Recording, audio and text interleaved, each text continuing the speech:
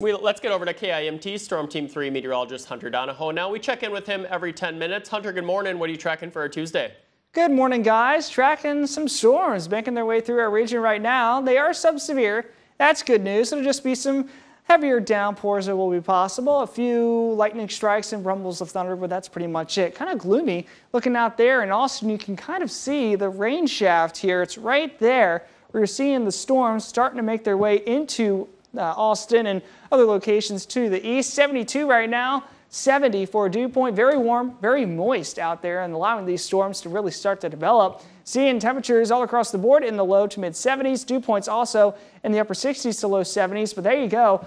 Majority of our activity is along I-35 right now. Even in Austin, starting to see a pretty decent development ahead of this leading line of these storms right here. Going to be encroaching on Austin. You're going to get some heavy rain here very soon all along I-90. So take it slow on the roads this morning especially. Now, it's all thanks to a cold front that is making its way through our region right now. It will eventually stall somewhere over southeastern Minnesota and North Iowa this afternoon. And that will allow us to see more chances for storms, even severe weather. We also have the chance for us to reach a closing in on that century mark in terms of our feels-like temperatures, especially the further south we go in towards North Iowa. So that's why we do have a heat advisory in place for Winneshiek and Houston counties for this afternoon and this evening, where heat index values could be approaching that 100-degree mark. Now, even though majority of us are not included in this heat advisory, still take the heat seriously. It's going to be hot. It's going to be humid today. Drink water and use shade and AC as much as you can. Now, heading into the back half of the day, we do have that level 1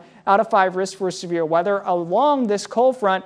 Mainly just wind and hail, 60-mile-per-hour winds, quarter-size hail, the biggest threat. As we see the cold front moving in, we will have those storms starting to develop. It's going to be a very low chance for severe weather, but it's still there, so we have to talk about it. But then eventually all these storms will push out into tonight. Wednesday, a dry day, pretty decent day too. Will be another humid one. For Thursday, humid, more chances for storms as another cold front pushes in. Level 1 out of 5 risks in place for our entire viewing area. So our model data has been picking up on this line that could be coming in by around 3 or 4 o'clock. Of course, things will be changing over the next, say, 24 to 48 hours with timing and threats and everything like that. So we will keep you updated with the latest information that we know. Everything will move in and push out by around 6 o'clock.